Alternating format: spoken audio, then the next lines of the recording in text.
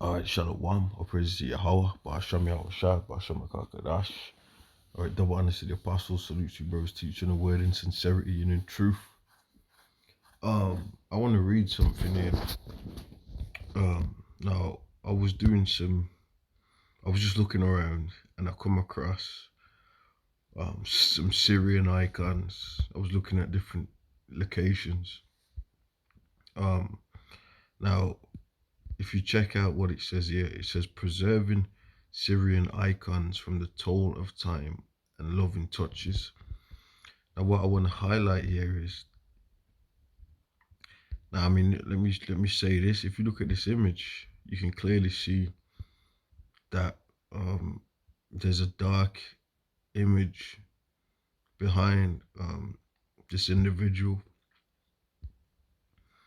and he's pointing to it because there was a lot of different images and icons and things of that nature that were getting destroyed, which I'm going to read in this article. Now, there's a specific point that they mention going into these icons, which I was just reading through some stuff, kind of stood out. So let's go and let's go and read it. Note now it says preserving Syrian icons from the toll of time. So let's click into it, right? I'll read a little bit of it, then I'll get down to the point.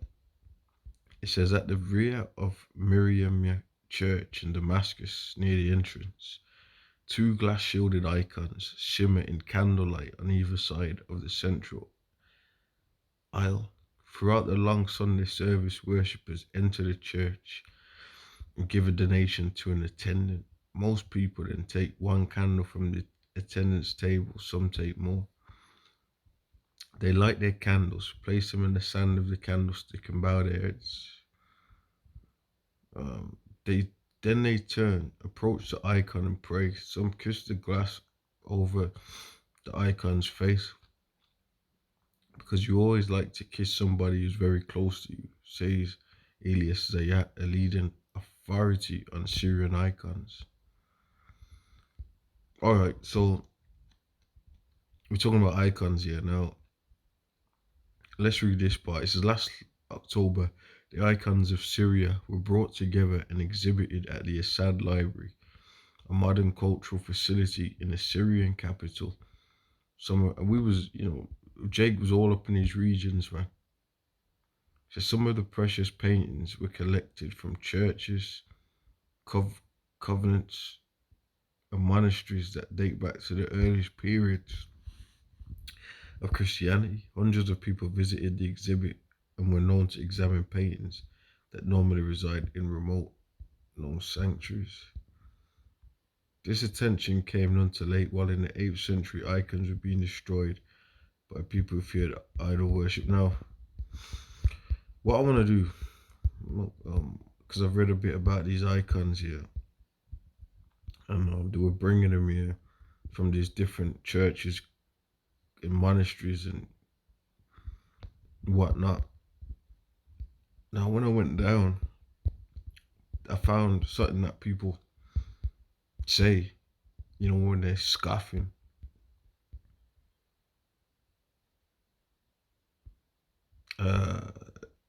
Bear with me here.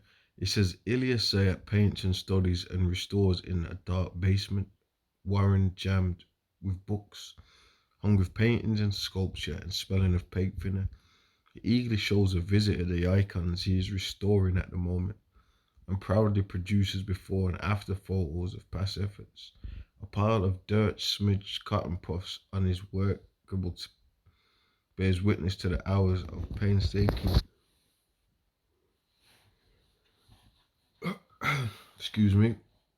painstaking cleaning old icons must undergo. After hundreds of years of exposure to dust, candle smoke, and incense, to temperature changes and human erosion, it is no wonder that many once glowing paintings come to this table looking little more than pieces of dark wood with vague images hidden beneath murky surfaces. So what a lot of these people say is the reason why these things are dark is because of dust and all this rubbish, man. Now, when you look at a lot of these icons, it just so happens that how come the red part ain't like that? It's always the hands, the face, uh, you know, and certain areas that always seem to be dark. Now, I read a little bit of it. I was just trying to get to a point. Um, but you know, Esau's the devil because why is it that this he's talking about, they talk about um they got dark because of over time and murky had a technical issue. Um, but basically, and I'm gonna do some more on it. But all throughout Europe and different regions in the Middle East, there's icons proving that the Israelites were dark-skinned people, man.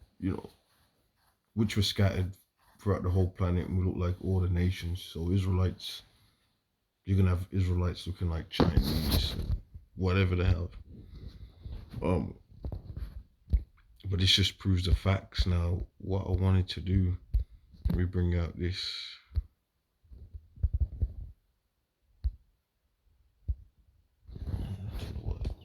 There you go.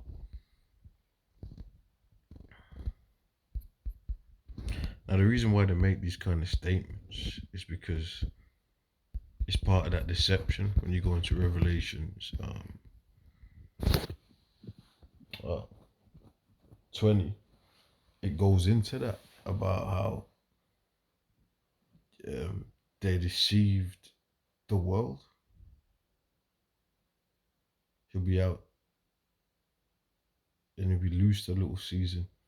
But he was bound that he would deceive the nations, and part of how he's deceived the nations and deceived what he's telling people lies on on the Heavenly Father and on the children of Israel.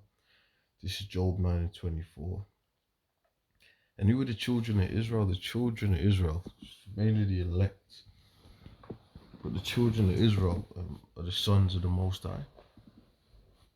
So that's why they're lying on who they are. In Job 9:24, it says the earth is given into the hand of the wicked. So it's the wicked rulers, elites, the seed of the wicked that are doing this, going around, um, destroying anything that's righteous, or or trying to cover over truth and things of that nature. Job 9:24, the earth is given into the hand of the wicked. He covereth the faces of the judges thereof.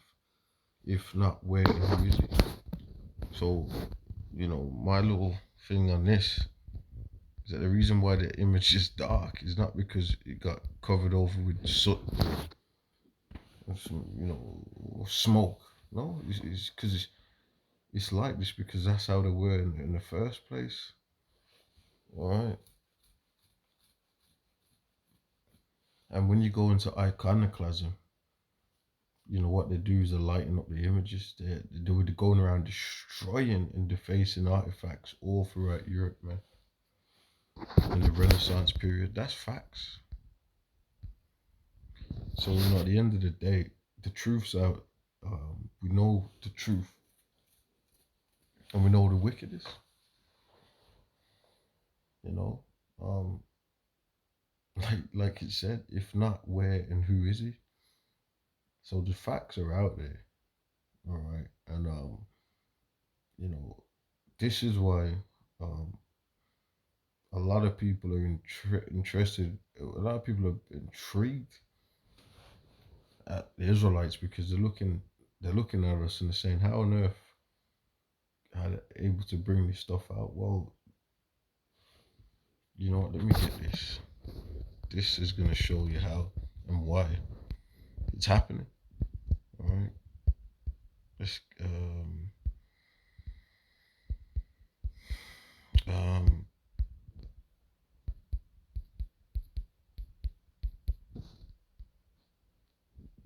bear with me here.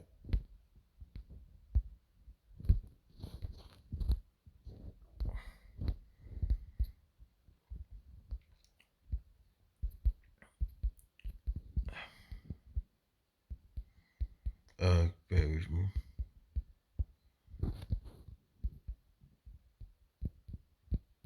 So we're gonna read. We're gonna get to the point.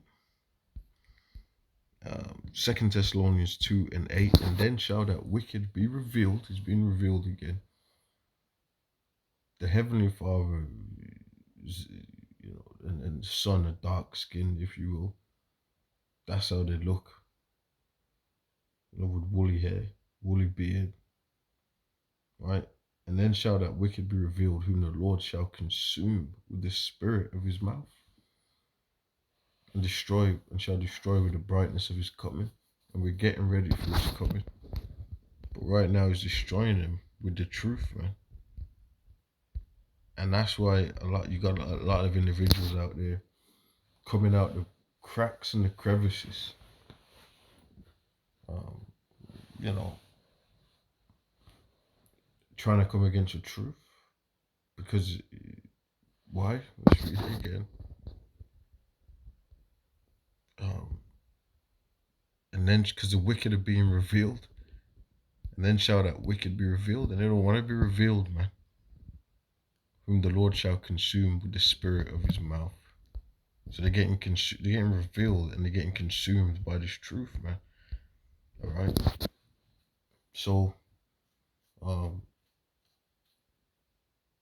these icons that are, posted all around the world,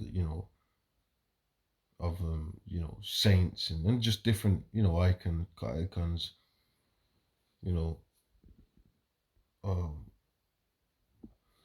it just proves that we're the Israelites, um, and that's the bottom line, man. And that's why they go around just facing different, you know, um, icons and things of that nature to cover over and destroy history. All right. So with that, I'm gonna say shalom.